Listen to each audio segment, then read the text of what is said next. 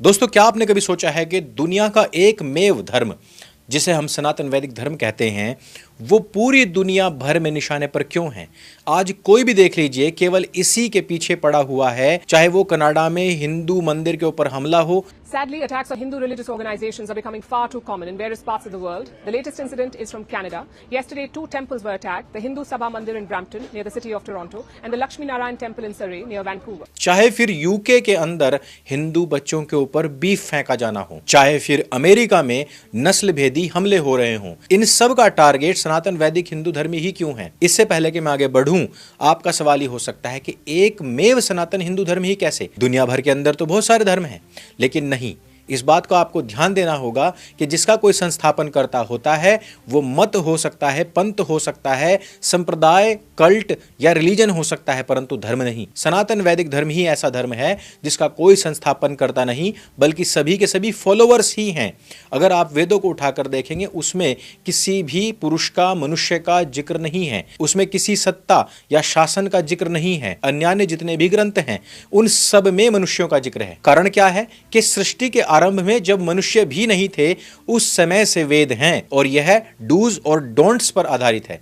जबकि बाद में आने वाले जितने भी ग्रंथ हैं, किताबें हैं, वो सारी की सारी मनुष्यों के द्वारा रचित मनुष्यों के बारे में और उनकी कहानियों के बारे में बताती हैं। यानी कि वो केवल दृष्टांतों की बात करती हैं, जबकि वेद सिद्धांतों की बात करते हैं। दृष्टांत कहां लिखे हैं और सिद्धांत कहां लिखे हुए हैं, यह जानते ही हमें पता लग जाता है कि कौन धर्म है और कौन केवल मत पंथ संप्रदाय। लेकिन ये सारे के सारे मत पंथ संप्रदाय मिलकर के आज हिंदुओं को ही समाप्त करने की बात कर रहे हैं, जबकि बहुत सारे ऐसे विचारक, साइंटिस्ट, वैज्ञानिक हो चुके हैं जिन्होंने कहा कि जिस दिन सनातन वैदिक धर्म दुनिया से नष्ट हो जाएगा, वह धरती का अंतिम दिन होगा और वहां से मनुष्य जाति की उल्टी गिनती शुरू हो जाएगी। तो आज के वीडियो में हम बात करने वाले हैं कि पूरी दुनिया के अंदर सनातन वैदिक हिंदू धर्मी ही क्यों टारगेट बन रहे हैं, कहां पर टारगेट बन रहे हैं। दोस्तों, अकेले कनाडा में पिछले 4 सालों में पुलिस रिपोर्टेड हेट क्राइम्स 145% बढ़ चुके हैं। लेकिन क्या ये सारी की सारी रैंडम घटनाएं हैं या फिर इनके पीछे कोई बहुत बड़ी और गहरी जियोपॉलिटिकल साजिश है? और भारत के अंदर पश्चिम बंगाल हो या उत्तर प्रदेश हो, गुजरात और मध्य प्रदेश की तो बात ही छोड़ दीजिए, यहां पर पिछले 15-20 साल से सबसे बड़ी राष्ट्रवादी पार्टी शासन कर रही है, लेकिन इनके हालात इस समय पर सबसे ज्यादा खराब हैं। हमारी कोई भी झांकी, कोई भी रैली ऐसी नहीं जिसके ऊपर पत्थरबाजी ना होती हो।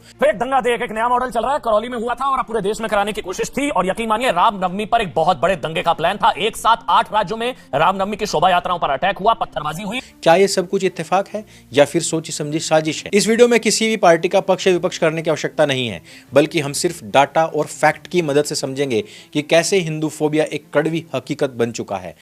और हां, हम ये भी देखेंगे कि कैसे भारत की कुछ बड़ी पार्टियां इस पूरे के पूरे नैरेटिव में अपनी भूमिका निभा रही हैं। चलिए इस बात को गहराई से समझते हैं। शुरुआत करते हैं कनाडा से। आप सभी ने न्यूज में देखा होगा कि कैसे कनाडा और भारत के रिश्ते खराब हुए, पर इसकी असली जड़ क्या है? कनाडाई सरकार की अपनी खुद की रिपोर्ट कहती है कि उनका देश खालिस्तानी उग्रवादियों के लिए एक सेफ हेवन बन चुका है। दोस्तों, ये लोग वहां पर बैठकर भारत विरोधी फंडिंग करते हैं और क्रिप्टो करेंसी का इस्तेमाल करते हैं। लेकिन वहां का जो पीएम है जस्टिन ट्रूडो, वो चुप क्यों है? जवाब है वोट बैंक पॉलिटिक्स। वहां की लिबरल पार्टी और जगमीत सिंह की एनडीपी इन कट्टरपंथी समूहों के समर्थन के बिना सत्ता में नहीं आ सकती है। और यही वजह है कि जब पन्नू जैसे अपराधी खुलेआम हिंदुओं को कनाडा छोड़ने की धमकी देते हैं तो सरकार की तरफ से कोई ठोस कार्रवाई नहीं होती है।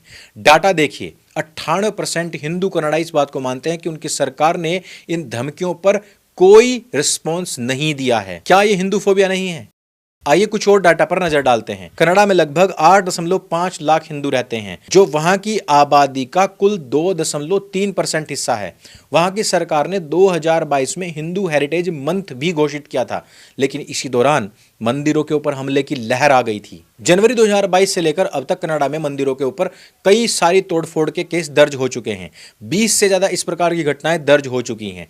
जुलाई 2022 में रिचमंड हिल में महात्मा गांधी के स्टैचू को तोड़ दिया गया था। फिर ब्राम्पटन का गौरी शंकर मंदिर और सरे का लक्ष्मी नारायण मंदिर भी निशाने पर आया था। लेकिन सवाल यह है कि ये लोग चाहते क्या हैं? इन मंदिरों की दीवारों पर अक्सर मुर्दाबाद जैसे नारे लिखे जाते हैं। There's been another attack on a Hindu temple in Canada. The Sri Swaminarayan Mandir in Ontario was vandalized. The incident was reported to the local police for necessary action to be initiated. But remember, this is the fifth attack on a Hindu in Canada in just the last 6 months. और यहाँ पर सिर्फ एक धर्म नहीं बल्कि संपूर्ण भारत की संप्रभुता को चुनौती दी जाती है।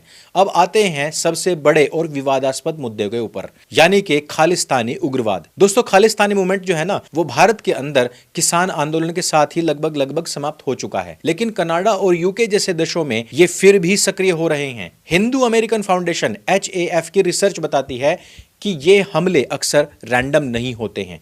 ये तब होते हैं जब या तो खालिस्तान के लिए रेफरेंडम चल रहा होता है या भारत का कोई बड़ा नेता वहां के दौरे पर होता है। विशेष रूप से स्वामीनारायण मंदिरों को भी टारगेट किया जाता है, और वो भी इसलिए क्योंकि वहां पर मैक्सिमम वहां के हिंदू जाते हैं और उनकी जड़ें गुजरात से जुड़ी हुई हैं। कनाडा के सांसद चंद्र आर्य ने इस बात की चेतावनी दी है कि खालिस्तानी चरमपंथी अब इतने संगठित और राजनीतिक रूप से ताकतवर हो चुके हैं कि वो खुले आम हिंदू कम्युनिटी को धमकियां दे रहे हैं, और वहां की सरकार हाथ पर हाथ धर करके बैठी हुई है। अब चलते हैं यूनाइटेड किंगडम, लेकिन वहां जाने से पहले हमें वहां की डेमोग्राफी को थोड़ा सा समझना पड़ेगा। देखो, यूके के जितने भी बड़े बड़े पद हैं ना, इन सब के ऊपर पाकिस्तानी मुसलमान काबिज हो चुके हैं। पिछले 1 दशक में वहां की सड़कों का हाल देखिए।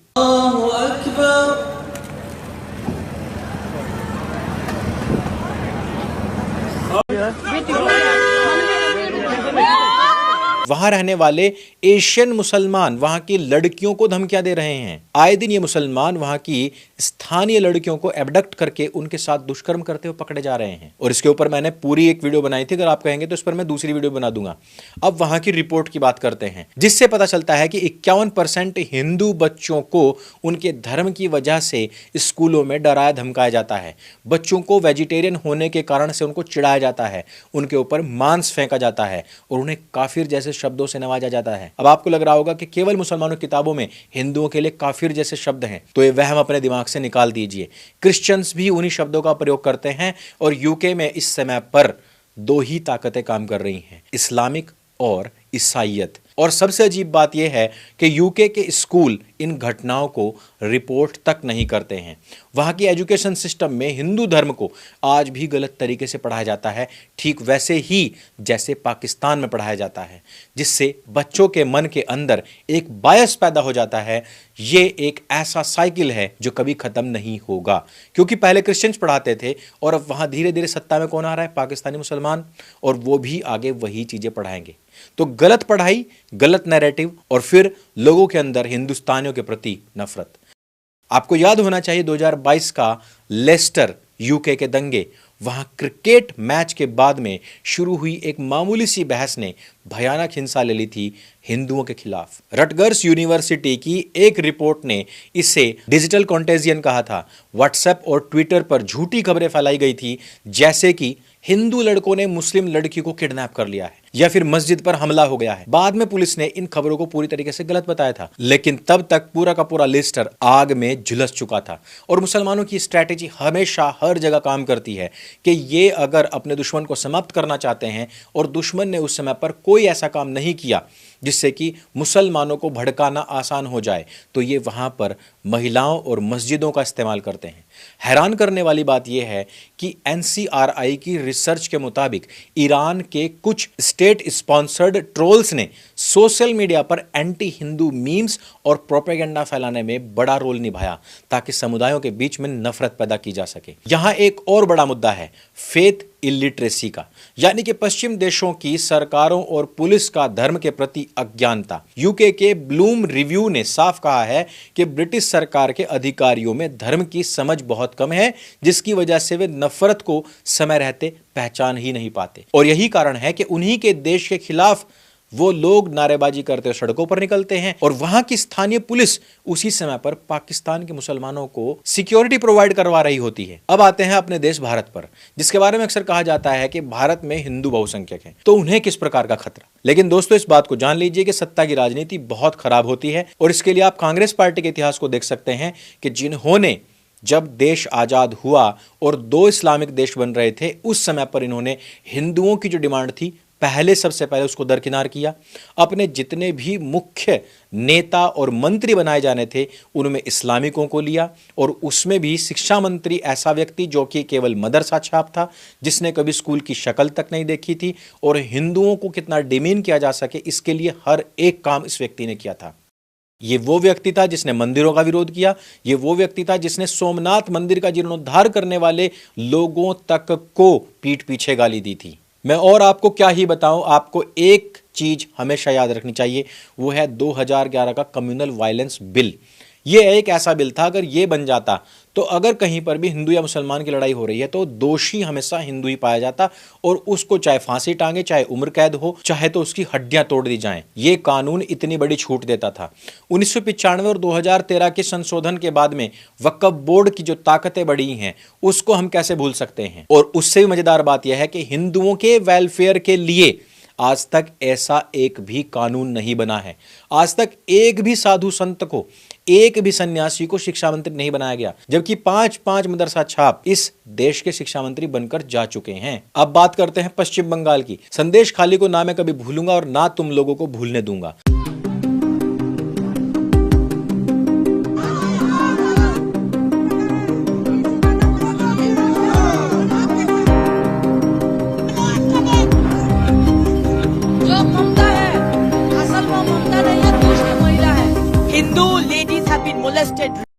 And now she's trying to cover it up. ये दास्तान जब भी तुम सुनो तुम्हारी रूह कांपनी चाहिए और तुम्हें पता लगना चाहिए कि टीएमसी गवर्नमेंट ने अपने स्टेट के अंदर क्या किया था। कलकत्ता हाई कोर्ट ने खुद कहा था कि राज्य की सरकार इसके लिए 100% जिम्मेदार है, लेकिन जब अपराधियों को राजनीतिक संरक्षण मिलता है ना तो न्याय मर जाता है। और रामनवमी हो या हनुमान जयंती हो, हर बार इस प्रकार के पथराव, हर बार हिंदुओं की हत्या पश्चिम बंगाल के अंदर हुई है। और इसके ऊपर हाई कोर्ट ने कहा था कि अगर सरकार 8 घंटे की सुरक्षा भी नहीं दे सकती तो ऐसी सरकार शासन करने के योग्य ही नहीं है। ये सारी चीजें दिखाती हैं कैसे सत्ता के लिए एक विशेष नैरेटिव को बढ़ावा दिया जाता है जहां हिंदुओं की भावनाओं की कोई कीमत ही नहीं रहती है। और ऐसा बिल्कुल भी नहीं है कि मैं गुजरात और मध्य प्रदेश की बात नहीं करूंगा, जहां पर सबसे बड़ी राष्ट्रवादी पार्टी पिछले 20 साल से शासन कर रही है। गुजरात के अंदर आज की तारीख में कहीं पर कोई त्योहार ऐसा नहीं जा रहा जिसके ऊपर पथराव ना होता हो। गुजरात के अंदर ऐसे बड़े बड़े हिंदू लड़कियों के साथ लव जिहाद करने वाले अड्डे बन चुके हैं जहां पर खुलेआम बोलियां लगती हैं। मध्य प्रदेश का इंदौर हो या उज्जैन हो, हमेशा यहीं से ही बड़े बड़े स्कैंडल सामने आते हैं कि जहां हिंदू लड़कियों को टारगेट बनाया जाता है। अब मुझे बताइए कि हिंदुस्तान के अंदर ही जहां पर इतनी बड़ी राष्ट्रवादी पार्टी पिछले 15 साल से शासन कर रही हो, सेंटर के अंदर जहां के बड़े बड़े स्टेट जहां 20-20 साल से ये लोग काबिज हैं, वहीं पर हिंदुओं की इज्जत नहीं है, तो मुझे बताइए कि विश्व के अंदर क्या हमारी इज्जत होगी? तो फिर हम पहले अपने देश को ही देख लें, विदेशों के बारे में तो हम बाद में बात करें। धीरे धीरे पूरी दुनिया के अंदर इस प्रकार का सिस्टम बनाया जा रहा है कि हिंदुओं के साथ में कहीं भी कुछ भी किया जाए लेकिन किसी को कोई समस्या नहीं होनी चाहिए। अमेरिका, जिसके बारे में राष्ट्रवादी लोग कहते थे कि वहां की ट्रंप सरकार तो हमारी हितैषी है, भाई आए दिन वहां पर स्टूडेंट्स को मोलेस्ट किया जाता है, आए दिन भारत के लोगों को वहां पर मारा पीटा जाता है। जबकि अमेरिका की सच्चाई ये है कि वहां की अर्थव्यवस्था को संभालने वाले भारतीय और खास तौर पर हिंदू ही हैं। मुसलमान तो वहां जब भी घुसे हैं आतंकवादी हमलों से अमेरिका को दहलाया ही है। अगर मैं अतिशयोक्ति में ना कहूं तो सच्चे अर्थों में हिंदुस्तानियों ने ही अमेरिका को विकसित देश बनाए रखा है, लेकिन फिर भी हिंदुओं के ऊपर इतने हमले होते हैं तो यह विचारणीय प्रश्न बन ही जाता है। इस वीडियो में सिर्फ इतना ही। अगर ये वीडियो आपको अच्छा लगता है, जानकारी से भरपूर लगता है, इसको सबके साथ में शेयर अवश्य कीजिए। सत्य सनातन आपका अपना प्लेटफॉर्म है, इसको स्वयं भी सब्सक्राइब कीजिए, अपने मित्रों से भी करवाइए। मेरे संग बोली सत्य सनातन वैदिक धर्म की जय। जय हिंद, वंदे मातरम।